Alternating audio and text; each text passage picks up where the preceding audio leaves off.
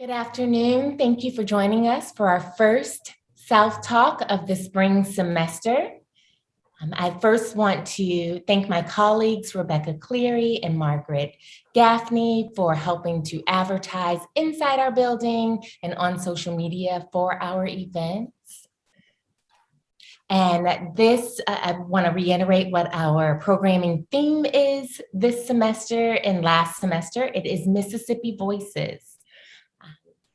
In amplifying home, we do not mean to turn inward. Instead, we expect that in drawing close, we will simultaneously open wide to find through lines to other places, problems, and people that solidify the global interconnectedness made undeniable by the pandemic. We want to ask questions about whose voices have been heard and whose voices have been drowned out. We want to look for times when Mississippi voices have led and continue to lead, and for times when we may have misled ourselves. We want to reflect on choices to stay and work in this place and choices to leave and look back, frequently or never. In blending these many voices of Mississippi, we also plan to listen for the futures of this state, the South, our country, and our common world. And no better self-talk to start this semester than hearing about Isaac Anderson. My colleague, Dr. Ted Onby, is going to be our host this afternoon. He will introduce Dr. Jackson and facilitate Q&A. So thank you, Ted, and thank you, Dr. Jackson, for our discussion today. And thanks, Afton Thomas. Thanks to you for organizing and hosting and introducing us to how to do a webinar. So happy to introduce Dr. Alicia Jackson, who's a friend from at least 20 years now, and welcome back to campus. Dr. Jackson is an associate professor of history at Covenant College in Lookout Mountain, Georgia. If many people on this webinar have seen Covenant College, whether they knew it or not, driving west from Chattanooga. It's up on the hill, a striking looking building. Dr. Jackson has a PhD from the University of Mississippi, an undergraduate degree at Centenary, and an MA from Louisiana Tech. And we are here to talk about the recovered life of Isaac Anderson, a book that came out at the end of last year, brand new. From our friends at the University Press of Mississippi. And after Alicia Jackson's talk, there will be opportunities for questions. So send your questions through the Q&A, and I will help introduce them and ask some myself. The title of the talk is called Shall We Stay in Hell on Earth? And Dr. Jackson, Alicia, welcome. Thank you so much. It's just an honor to be back with folks there at the university, and particularly to have you introduce my work. You're such an integral part of my career at Mississippi, University of Mississippi, and I'm just very honored that you did that introduction for me and that you're here this afternoon. So thank you so much, and just an honor to be back. Well, I'm going to talk a little bit about sort of the roots of this project, and then I'll share a little bit directly from the book. So the sort of culmination, so the beginning of this book is really centers around sort of stories that I grew up with hearing from my grandparents. And as a matter of fact, I dedicate the book to them. And the stories that I heard from my grandparents were stories about, initially were stories about Brer Rabbit stories. And as my grandfather was raised by his grandparents and actually knew his great grandfather who had been enslaved. And so these were stories that were passed down. And so my family, my grandfather would share those stories with me growing up. He also shared John the Conqueror stories. And as I grew, a lot of the stories changed, and they became a lot more complex, maybe because I was more aware of the complexities of life. But anyway, so these stories morphed into telling me stories about challenges that they faced, whether it be my maternal grandparents who were from South Georgia and had to flee into the woods in the middle of the night because of the Klan, or from my paternal grandparents who were from South Mississippi, who shared stories about a young boy who was lynched and how the community responded to those stories. But with all of those stories that they told me was the sense that these were incidents that really could not necessarily be shared openly with everyone. And because of the fear of repercussion, what could happen to them. So for example, when I talked to my grandfather and he told me the story about them going into the woods at night, and then he told me a story about someone he knew who had been forced to leave their property because of Klan activity. And when I asked him, it must have been 2000, around 2000, I asked him, well, who were these people? What happened? And he was so incredibly fearful that he did not want to tell me who these people were because he was concerned about my well-being, even though it was decades later, states away from where I was living at the time. And so I dedicate this book to them, to telling their stories. And I think in many ways, Isaac Anderson's story is an important story that needs to be told because it speaks to the African-American experience, which is oftentimes not told because of fear of repercussion for family, because of trauma, and because of a carefulness about who they share those stories with. So that's sort of the root of this project. One of the things that had happened is that when I was in the process of working on my dissertation, which examined the CME Church, I had the privilege of traveling to Lane College, where in their archives, I found this piece of paper. This is not the actual one, but it's sort of similar to the one I found. It's a little handout about Isaac Anderson, and it was really interesting. And so I began to look through it. And one of the things I noted in the little brochure was the fact that they mentioned that he was a descendant of William Jackson Anderson. And I thought, okay, well, I guess I should know who this is. I'm a historian. I should know. At that point, I thought I should know everyone, but you realize along your career as you go that you can't know everything and everyone. But I was like, okay, so who is William Jackson Anderson?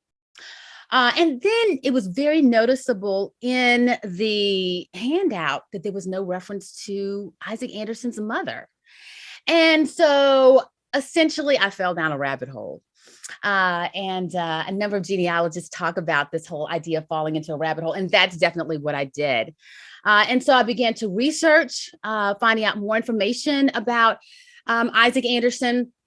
I really found the tools that I gained in graduate school were extremely helpful, but also began to increastingly use the skills of genealogy. And so I became an avid listener to a podcast that was at that point was sponsored by Bernice Bennett, the National Archives and Beyond. I highly recommend that podcast.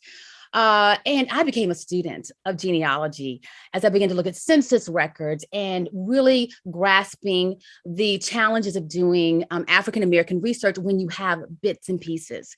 Because Isaac Anderson had no diary. He had no sort of written record that he put down on paper for me to reconstruct his life. And so that began this whole process of putting together his life and trying to figure out the bits and pieces.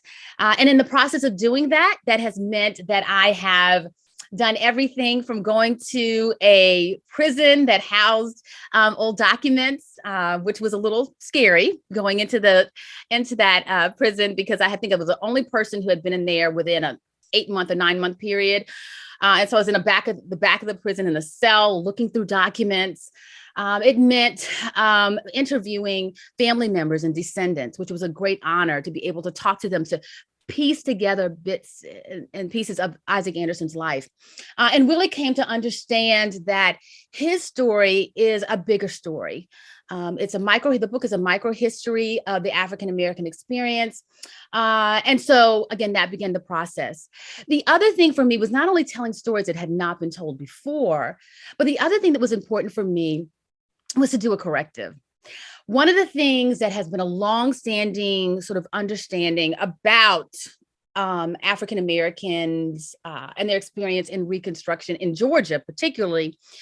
There was a longstanding book that was published, I think, in the 90s, early 90s, that talked about African American leaders essentially acquiescing to their former white masters, and that's why Reconstruction was a failure in Georgia. And that didn't set right with me. Just as it didn't sit right with me, the idea that the CME Church was so controlled by the Southern Methodists that they just went along with the Southern Methodists. As an African American who grew up in the Black church, I know that if you are going to be beholden to white individuals who are going to sort of, organize everything and tell you what you should and should not do, that denomination is not going to be around very long. And particularly, I wanted to do a corrective of that as well. I did that a little bit in my dissertation. So Isaac Anderson was a clear venue to do that because his life spoke of that. It wasn't something that I had to put together, but his life demonstrated that he did indeed challenge the perceptions about the CME Church, but also challenge the ideas about African American leaders acquiescing to their white leaders. So I see my book fitting alongside with Joseph Reedy's work, with Susan O'Donovan's work as well, as sort of giving a lens into what was going on in Georgia at the time. So I'm going to share a little bit with you from a section that particularly deals with Mississippi, and I think really speaks to one of the themes of the book. There are a number of themes, whether it be trauma, talking about the power of Black leadership through the minister politicians, or whether you're talking about the importance of newspapers and that sort of aspect of thing, identity, family relationship. All those things are sort of components of the story. But in particular, what I'm going to talk to you today is from the book and focuses on Mississippi and the quest by African Americans, particularly through the CME Church, but in African Americans in general, to find a safe space, which is a very common theme that we've seen of late, whether it be with Charles Blow's book, The Devil You Know, or whether we see it as exemplified in the establishment of Freedom, which is located just south of Atlanta, as you have these themes of African Americans searching for these safe spaces. So here we go. Isaac Anderson's exodus from Houston County was indescribably hard, but he had no alternative. After years of tilling spiritual ground and harvesting political opportunities in Georgia, many wanted him gone.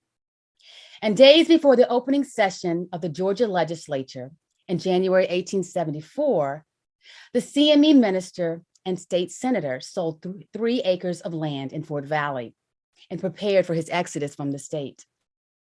He knew that his future in Georgia was bleak, as lawmakers had passed a code specifically allowing authorities in Houston County to hire out persons convicted of misdemeanor offenses or other offenses not punishable by imprisonment in the penitentiary. Because he could be charged under this penal code with the misdemeanor offense of persuading people to leave their employment in Georgia for higher wages elsewhere, Anderson joined his wife, their 6 children, and 36,000 other Black men and women in finding refuge in the promised land of Arkansas and Mississippi. Throughout 1873, white leaders continually worried about the growing exodus of Black laborers from Georgia. And in dealing with this crisis, the state legislature passed a law that year requiring all contracts between employers and workers to be written. By requiring a written contract, employers stopped laborers from leaving the state to secure other contracts, since a signed contract had to be in place before they were allowed to leave the state. White leaders also promoted fear in freed people by exaggerating their difficulties encountered outside of Georgia. In December of 1874, Governor James Smith, a Democrat, stated at the Colored Convention in Atlanta, "If it is your interest to leave, in God's name, go, but it's a fearful risk." Responding to the governor in a speech given at the Colored Convention in Atlanta was W.A. Pledger, a proponent of Black migration, who asked bluntly, "Shall we stay in hell on earth, or shall we find a home elsewhere?" Isaac Anderson would eventually settle in Panola County, in the vibrant community of Sardis, and rented land from George Ballantyne. Like many tenant farmers, he worked the Ballantyne land while slowly improving his own and hoping to eventually become self-sufficient. In October of 1878, he purchased land south of Holly Springs and the community of Cullahoma, which straddled Sardis and Holly Springs. Cullahoma was located roughly 16 miles southwest of Holly Springs near Tate County line and was former Chickasaw land, and it had been heavily destroyed during the Civil War, but had rebounded briefly in 1870, just as Anderson arrived. By the time of Anderson's arrival, Sardis, which was at the center of Panola County, had a Black population that was more than double that of whites. Panola County, located in the center of the state, was considered the inland part of the Mississippi Delta and was known for its majority Black population. Adjacent to Panola was Tate and Marshall County, and by 1880, Black residents in Panola had grown to nearly 29,000, while the total Black population for the tri-state region was over 46,000, compared to a white population of nearly 30,000. This demographic drew both freed and freeborn African Americans seeking opportunity and security. By 1869, African Americans were serving on juries, which typically chose 6 Black and 6 white individuals. And this eventually led to mixed race juries becoming the norm in the county. Josiah T. Settle is an example of an African American leader who flourished in North Mississippi during this period. Settle arrived in Sardis to establish a law practice 2 years before Anderson. He previously had attended Oberlin College in Ohio, and later in 1872, he transferred to Howard University in Washington, D.C., where he was part of the first graduating class and one of the first graduates of its law school. Before moving to Sardis in 1875, he served as a clerk for the Freedmen's Bureau in Washington and as a trustee for the Capital School District. After an unsuccessful run for district attorney in Sardis, he served as a delegate to the Republican National Convention in 1876 and 1880, and won a seat in the Mississippi legislature in 1883 as an independent. Moreover, 4 Black Republicans served on Panola County's Board of Supervisors from 1871 to 1877. And by 1875, the county's Democratic Party had split, with a more progressive wing arguing for Black franchise as part of the party's platform. This was done to garner support from African Americans and resulted in the election of 2 Black Democrats in the county, Felix Eldridge as circuit clerk and M.G. Littlejohn as chancellery clerk. Northeast of Sardis was Holly Springs, an extension of the Black power base found in Panola County, but with a broader political reach. Secretary of State James Hill lived in Marshall County, and from 1873 until 1880, he was one of 8 Black Mississippi representatives and senators from North Mississippi. Like Sardis, Holly Springs was the home to a Freedmen's Bureau and Loyal League, both of which were led by Nelson G. Gill. Holly Springs was also another safe haven for African Americans and was most famously known as the hometown of civil rights activist Ida B. Wells. During Reconstruction, Union generals stationed nearly 200 soldiers in the county, including a number of Black troops, with further heightened a sense of security for Black residents. Holly Springs also provided another key magnet for African Americans: education. Rusk College was a direct outworking of Asbury Methodist Episcopal Church, which was known as the mother of Rusk College, and was established in Holly Springs in 1866. Both institutions were funded by the Northern Methodist Episcopal Church, and Rust, which was initially known as Shaw College, gave Northern Methodists an opportunity to provide an education to African Americans, and in doing so, differentiate itself from Southern Methodists. By 1878, Rust had established the first law school in Mississippi for African Americans, in response to Blacks being barred from the University of Mississippi's law school. Holly Springs was also the home of the State Normal School, which was one of 2 public schools in the state training African-American teachers. The Normal School, with its teacher training and preparatory track, was an indispensable pipeline for Black education and boasted of more graduates than any 2 colored schools in the state. The faculty of the Normal are colored. They are Mississippians. The colored people of the state are proud of the Normal and Alcorn because our colored people have a chance to demonstrate a colored man's ability as an educator. By 1890, 162 students were enrolled in the school's normal and preparatory program. And by 1900, enrollment had increased to an average of 250 students.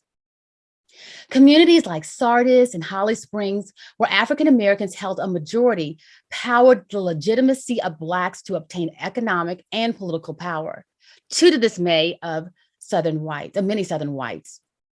For freed and free-born people alike, Sardis and Holly Springs promoted opportunities to rebuff white dominance and to separate themselves within the confines of safe spaces where African Americans could capitalize on race pride. With worship, fellowship, annual conferences, African Americans in the CME church could support one another and testify to each other about how each one had persevered through hardship. The CME Sabbath schools that ministers like Anderson established in the heart of the Mississippi Delta not only instructed CME parishioners on the Bible, but tacitly called African Americans as people to embrace the potentiality of civil engagement and the desire to be free. Moreover, as white leaders began to question the validity of Black education throughout Mississippi in the late 1880s and early 1890s, Black churches and Sabbath schools proved to be valuable foundations. Communities like Sardis, Holly Springs, and Como allowed Blacks to develop as leaders, both within their communities and in their interaction with whites. Even whites with paternalistic views of Blacks understood that some compromise was needed.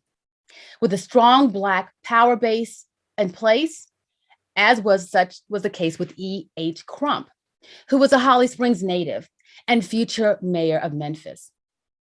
As a white leader, Crump grew up within a vibrant Black community that prepared him to interact productively with the powerful Black community in Memphis during his tenure as the city's political boss. For many, the story of African Americans in Mississippi is marked by Supreme Court decision William v. Mississippi, which gave federal sanction to poll taxes and literacy tests. This decision, along with rampant racial violence, solidified repression and seared a negative image of the state into American consciousness. But this was not the Mississippi that Isaac Anderson knew upon his arrival in the 1870s. Yet with growing segregation codified by the state's passage of Jim Crow legislation in 1888 and the ratification of its new constitution in the fall of 1890, he began to sense an all too familiar moment that mirrored his experience in Georgia and Arkansas. And he too would make another exodus. All right. Thank you. Lisa, thanks for reading, and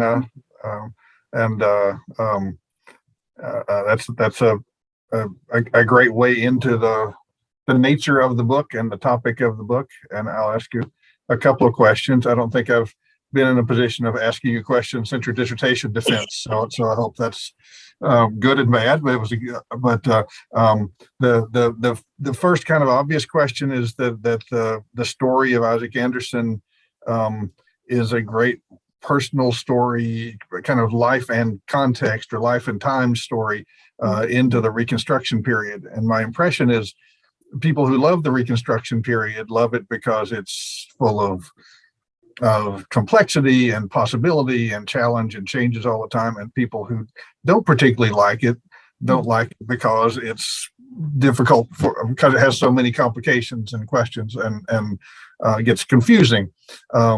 So my first question, and I'll, before I ask it, I'll encourage people to start sending their questions, and I'll be the reader of those questions. But my first question is, how does Isaac Anderson's life story or life and time story, what are the 2 or 3 most important ways that it shows larger themes of the Reconstruction period? Okay. Oh, yes, just definitely. So one of the things that I think that you see that's clearly that's a part of his story, one of them is his zeal for education. So one of the things that is interesting in his relationship with, and sort of fits into the family line that he has, but in his relationship with William Jackson Anderson, but there is a real push for him for education. So that sort of comes from William Jackson Anderson, but also he has a zeal for this. So one of the things that he does is that he establishes a school in Fort Valley, which eventually would become what today we know as Fort Valley State University. It has its home through the work of Isaac Anderson. So I think that would be one of the big things that he does. And so he's a huge proponent of education. And so you see that happen with the establishment of Fort Valley State University, or what become Fort Valley State. Also, too, his emphasis on Sabbath schools. He really is very, very much a big proponent of education. He is on the board of trustees at Lane College, helps to fund that institution. So I think that would be one of the things that is a major theme of Reconstruction that you see typified in Isaac Anderson's story, that call for that. The other thing, Black economic independence. Georgia is pretty repressive. It's always fascinating. And I think historians, know this, but I don't know if most lay people know this. And that's part of the reason why I tried to write the book in a way that people would, if you're not a historian, you pick it up. But there is a real zeal to, be able to control your labor.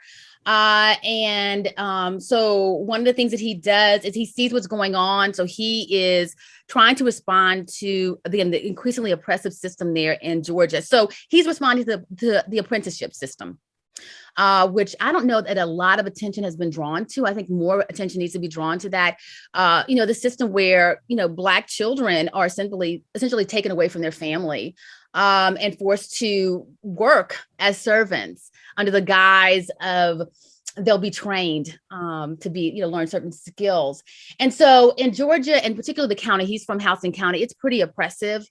And so I think part of his story, and sort of talking about that sort of bigger economic picture, is dealing with that aspect of things in terms of trying to allow for, or so that Black individuals have control of their labor more. But this is a part that I don't think most people understand, is that Mississippi was a place that people wanted to actually go to, but Black people wanted to go to. I think, again, historians know that, but I think most lay people just see it 1960s, 1950s, and 60s. They don't see it at all like that. So that's one of the things I think is important to understand, that there was this real desire to have a place where you could have a measure of control of your labor. And then the other thing I think would talk about, and I talk about this in the book in the context of in the context of work done, Judith Herman's book on trauma. But one of the things I think is important to understand, I think we have a measure of understanding about the role of the Black church, but one of the things that I did in the book is utilize the framework set up by Herman and other scholars. Cadetta Williams did a phenomenal job in talking about trauma. Her book is just seminal in talking about it, particularly during this period. But talk about how the Black church was how the Black church was a place of refuge, and how the pastor served, or the minister served, as almost like this almost like therapist, almost sort of person who helped people work through the pain and the trauma of slavery and Reconstruction. And how the church became this mode of moving things forward. And try to challenge what was going on in society. And so one of the things that Herman talks about, and a number of scholars have written about this as well, is how when people experience trauma, one of the things that they do is they need a safe space. The church was a safe space because people understood. They had a sort of common understanding within the Black church. There was a room for people to be able to moan and sing songs about the pain that they're experiencing, which again sort of further solidified the importance of the Black church. And then political action.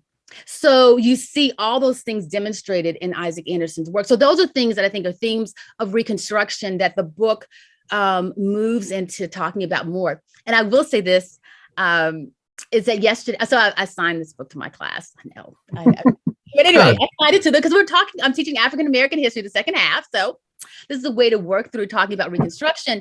But it was really interesting. I had an interesting comment from a student. She said that we were talking about the whole thing of trauma theory and how that applies. And she said, one of the things, she said that one of the things that you see with abusers is abusers will tell you, you can't leave.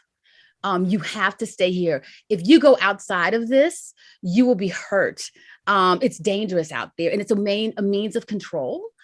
And, so it was great because it's like she got it. And I hadn't even thought about it in that context in terms of these people like James, the governor of Georgia, James Smith, saying, it's so terrible out there. If you leave here, you'll die. But you really see how all that fits together in terms of trying to control people and why you see Black ministers are one of the main folks who are involved in leading people out of oppressive environments. Isaac Anderson, in this case, we can point to a number of other Black ministers who are involved in doing that as well. Yeah, the discussion of trauma is one of the, it's something that was not in your dissertation at all, and I thought it was extraordinarily impressive. And speaking of your students, I have a question from an especially well-prepared University of Mississippi graduate student, Avery Drury, who asks how important newspapers were. What could you learn, and maybe what could you not learn from using newspapers to study Isaac Anderson? Oh yeah, well, Avery. So one of the things is that I used extensively the Macon Telegraph, and that was really helpful to sort of get a sense of a particular perspective. And then using other newspapers. So, of course, it's a period of time when people are very clearly defined in their political affiliations. So so I used African-American newspapers. That was really important to get African-American newspapers. So I used the Christian Index. I also, as well, used, there was a Republican newspaper, and they gave sort of insight to some of the things that were going on. So it's really important to have those different voices so because in reading that, if you just read the Macon Telegraph, you think, oh my goodness, Black people are they're just messing everything up. They're really undermining everything, and they're criminals and all that stuff. So it's really important to have different sources to look at. Okay. Thanks. And Avery's working in a research class right now. So there's reason to be thinking about sources, and your book is so good about sources. A question from our colleague, Dr. Jody Skipper, that asks, can you describe his and other people's journey from Georgia to Mississippi? What influenced where in Mississippi he and the people he was part of? What factors influenced where they decided to settle? Oh yes, most definitely. So I didn't read this in the excerpt because it's I don't want to read all afternoon. But one of the things that it does, and it's really not clear exactly if he moves to Mississippi first, but one of the places it looks like he moved to Arkansas first. And so he moves to Arkansas, and it's in Arkansas where there is another CME minister who's in Arkansas. And the big thing so that's a part of it. Also, too, there's just opportunities for African Americans there. And so one of the things that with Isaac Anderson, I think that's a part of this too, is his political connections. So he attends the Republican conventions. Of course, North Mississippi, you have a lot of individuals who are involved in an activity in the Republican convention. So he interacts with William Gray of Arkansas, and just a number of people who are leaders in sort of the Black wing of the Republican Party. And so he sort of, those are the people he works with in order to figure out where exactly to live. So for a period of time, he lives in Arkansas, and then eventually does move to Mississippi after things in Arkansas are not going quite as well as he had hoped. Thanks. Yeah, there's the story of the close story in Stardust in particular. I found pretty startling that we can get that close to kind of everyday political life. There's another question from Hunter Matson. Could you talk about what economic independence looked like for African Americans in Reconstruction, and in this story in particular, what it looked like, how people pursued it, and what sort of challenges and opposition they faced? Yes. So in Georgia, it was pretty rough. And so one of the things that you see happen is in Georgia, the conditions are such, and Georgia is, I think 1872, sort of Reconstruction has come to an end. I mean, you have full democratic control by 1872. So just as Isaac Anderson becomes elected, and his election is a phenomenal story. His election to the Georgia legislature, essentially his county and maybe one county next to him, which is very much closely tied to his political activity. He's elected in 1870, but the rest of the state votes Democratic. And only in his county and the adjacent county do you have a Republican slate win the whole thing. And that speaks to, again, the story about his political organizing and everything else. But one of the things that he's doing is he's constantly working to try to stop sunset laws, get Blacks on, have mixed race juries, but particularly in Georgia, there is a real effort to go out specifically after African-American politicians. And probably the most famous example of that is Tunis Campbell, who is eventually placed on the chain gang because of his political activity and his political rallying and calling for African Americans to have greater economic rights. So it's those kind of things that would lead Black individuals. Not only is it politics, but it's also economic opportunity. So in Mississippi, as well as in Arkansas, there's a period of time where African Americans can not only work as laborers, but they can work as blacksmith and carpenters. There is the possibility of actually owning land. And John Willis in his book talks about that, looking about how there's an opportunity for Black individuals to own land. And then you have people like Settle, that we talked about, Josiah Settle. Eventually Josiah Settle will move up to Memphis and live there and eventually be serve in office there. But he's a prominent lawyer in Memphis. And then you have Piles is another individual who comes down these are people from outside of Mississippi, from other parts within the North, who moved to Mississippi, to Sardis in this area because of the opportunity. So it's not just laborers, but it is various people from various classes have opportunity. And so again, of course, all that would change by the late 1880s and definitely by 1890s, you're going to see that change. So those are some of the opportunities that African Americans have.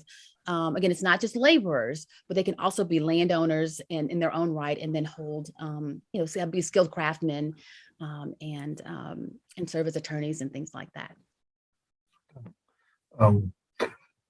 Thanks. Sorry, I'm stumbling more than usual in reading while talking. We should all have those skills by now. But I'll ask one short question. One of the unique things, the ways that he's not representative at all, is that Isaac Anderson and his father were in the Georgia legislature at the same time. Are there any other stories of Republican and Democrat in the same legislatures, we assume, voting against each other during Reconstruction? I am not aware of any. I have not run across any. And maybe if someone knows, maybe you can email me and let me know. That's This right. is, I think, a totally new phenomenon. And I will say, with Isaac, his father, they both won in 1868 together. His father for the Georgia Senate, Isaac Anderson for the House. His father wins, Isaac Anderson loses. His father eventually is ousted from the Georgia legislature, partially because then there's a need to pass the 14th Amendment. And then he would run for his father's seat, and I'll end up winning. Mhm. And they're definitely different political parties. My husband said it's kind of like Darth Vader and Luke Skywalker kind of story. Yeah, and good for you for telling the story without making that the whole story. I mean, that kind of that could draw attention. Hey, look, this is weird. This is unique. This is Star Wars related, but it's there's a different type of question. What type of activities would you suggest for secondary school educators who want to get people involved in archival work or in nonfiction texts to raise the sort of questions that your book raises? Well, I would say, if one of the things I think would be helpful is to. I think genealogy is a great venue into that.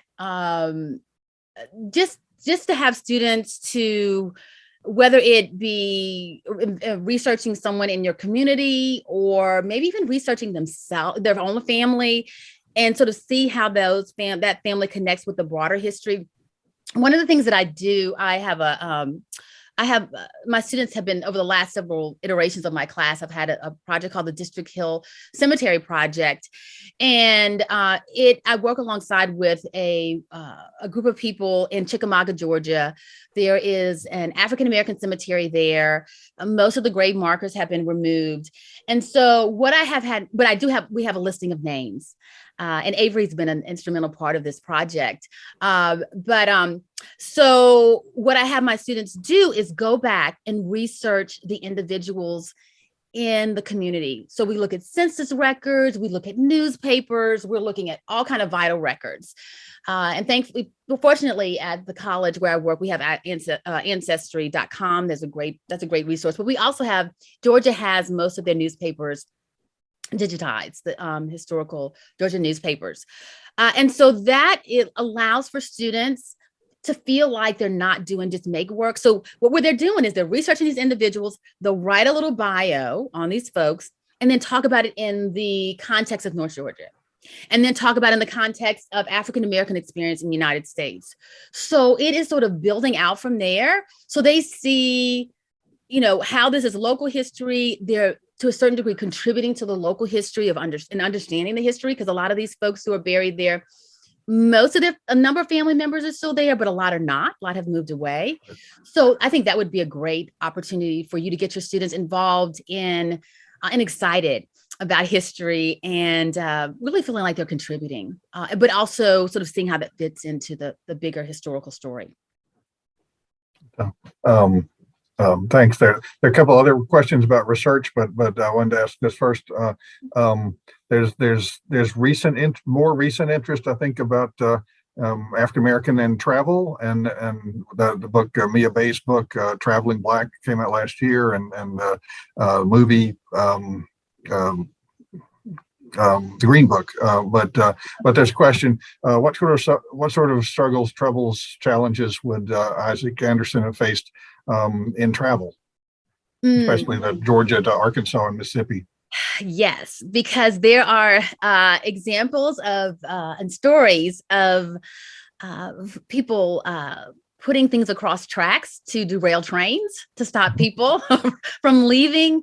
I will say, I think that one of the things that allows for Isaac Anderson and others, but particularly for him and his particular story, is that he was well familiar with the railroad.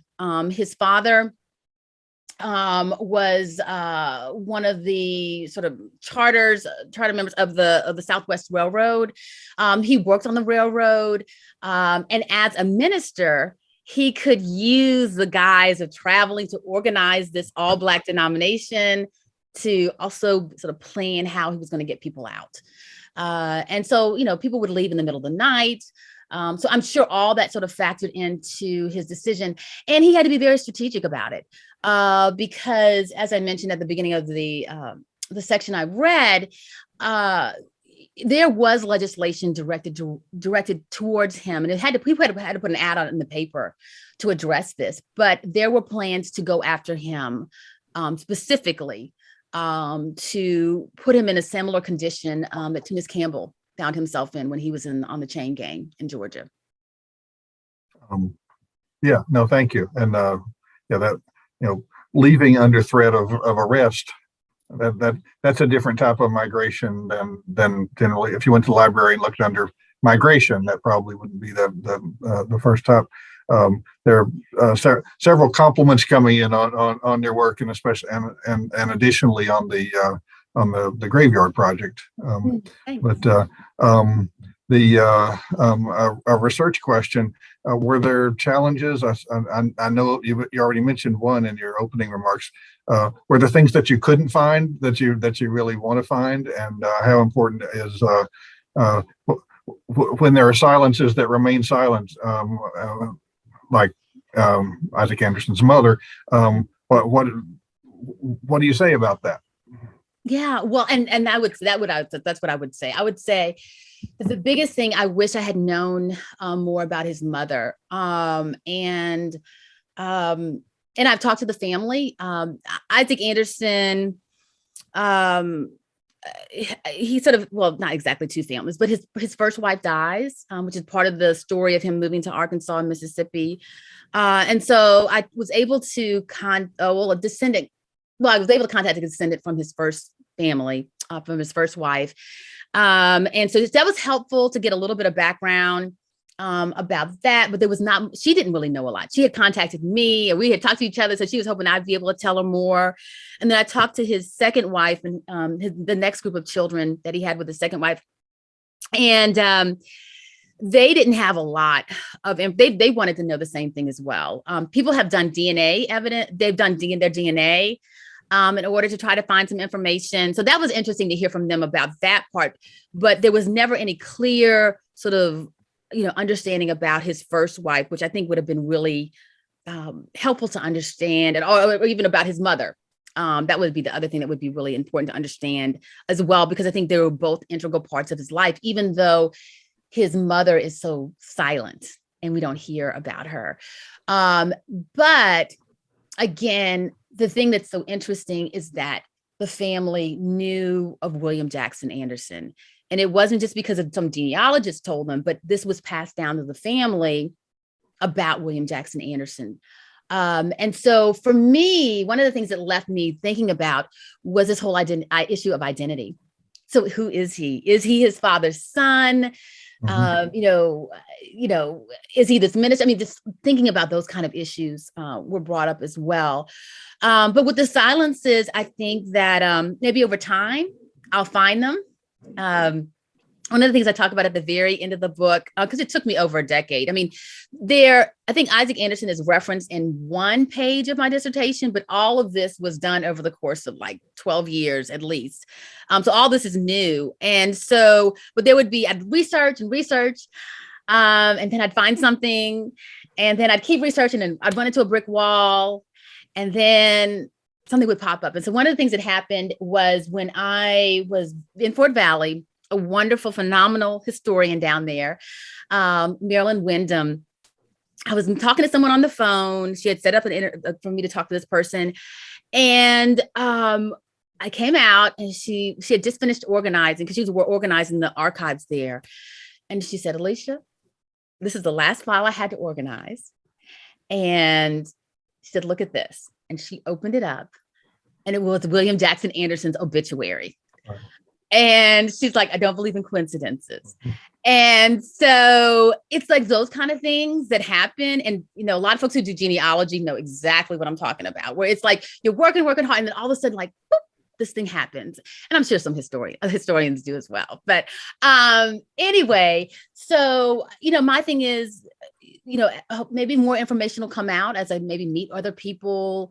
I might find out more, but I really feel like, I feel like I don't know. I just think about someone who's done all the work he's done. And again, he's a story of a bigger example of a bigger story. I think it's just, I'm excited to be able to share this with everyone. Yeah, thanks. And I had questions trying to get you to talk about research, and it came out naturally. There's a good section of the last third or so of the book is about the CME Church, and really a broader question. A lot of people assume that African American religion and politics go hand in hand, and in this book there's more uncertainty and conflict sometimes. Could you talk about that Anderson, without asking you to give a long story, but Anderson and what Lucius Halsey go in different directions? Yeah, so I think that's one of the things that's interesting, is that you have sort of this tension within the Black community, but definitely you see this with Halsey and Anderson, and this whole issue over Black autonomy and white paternalism. And I think that's a major issue in the book. And I think one of the things that unfortunately has happened, because Lucius Halsey has a lot more public, he's more visible, more publication, the things he wrote, definitely, than Isaac Anderson. That has been the voice of the CME. And so that's part of the corrective as well, is to show that, no, you did have African Americans who are actively involved in politics. And particularly, I think this is another reason why I think this is really important, and I'll try to make this really short, is that, by examining folks like CMEs, which CMEs are heavily in the rural South, it builds upon the work looking at, for example, Garveyism. One of the things Mary Rawlinson in her book, I think that's her name, talks about in her book about how you have Garveyism is really very predominant in rural parts of the South about African Americans. Well, I would argue that part of the reason why you have that is because you have people like Isaac Anderson and others who are very much sort of embracing this idea of Black autonomy and wanting to challenge the system. And by looking at rural-based denominations like the CME, you get a connection to why you would have individuals who would be, involved in politics, and also, challenge what's going on. Yeah, there's some pretty dramatic, sometimes conflicts and arguments, sometimes just people going in different directions. There's a question: when you started this project, having moved from Mississippi to Georgia, did you realize that this project would take you from Georgia to Mississippi?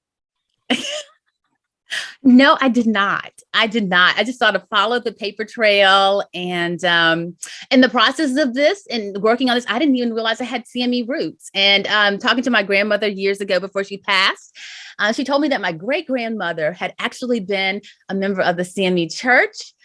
This is after I had done my dissertation and everything. And I was like, really? And it was some rural little church outside of Cairo, Georgia. Bainbridge, Georgia, and my grandmother had been a part of it, but she had been a CME. So you never know.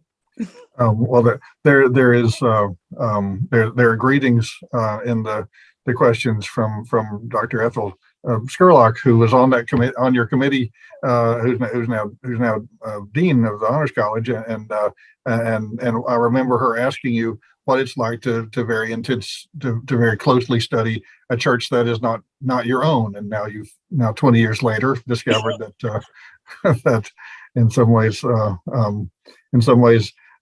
it is your own. There's a tiny little question, and I don't mean this to wrap up, but one of the intriguing things about the book is that each chapter starts with I don't know how well one can see that, but each chapter starts with a couple of contextual points above the chapter heading. Was that your suggestion? Did the press suggest that? That's a really intriguing way for historians to say, I'm telling this story, and there are other stories, other going on at the same time? Well, I borrowed that from Rebecca Skloot's Immortal Life of Henrietta Lacks, which I love that book. Yep. And at the top, she did that because in the book, I kind of go back and forth a lot. And so I wanted to make sure that people would know sort of what the context of the chapter, what's going on. And again, the idea is that folks who are not historians, who might not know, could have a frame of reference to go, okay, this is what's going on during that time period. Yeah. Well, Alicia, we thank you so much for being here and for doing a book tour from your from what must be your university office or your home office. My home office. Yes. I was saying I appreciate seeing your book behind you on the shelf. It is it's out on my kitchen table in my house. But thank you so much, and I will turn things over to Afton Thomas. Oh, thank you. Thank you. Thank you, everyone, for joining us. Thank you, Dr. Jackson, for your time and energy and sharing your project with us. Thank you, Dr. Ownby, for joining us and always being willing to help and take stage and moderate discussion. I appreciate you.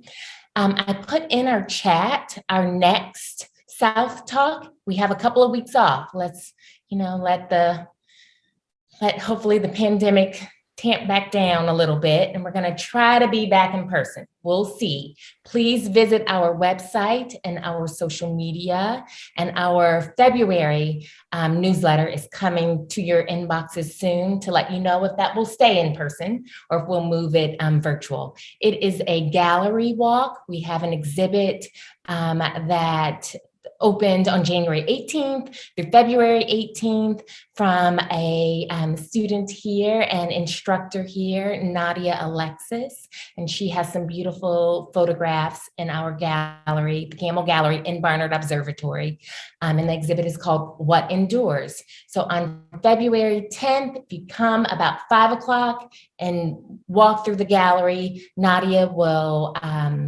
say a few words and be available for questions beginning at 5:30 on that day. So thank you all for joining us and have a great Wednesday. Thank you.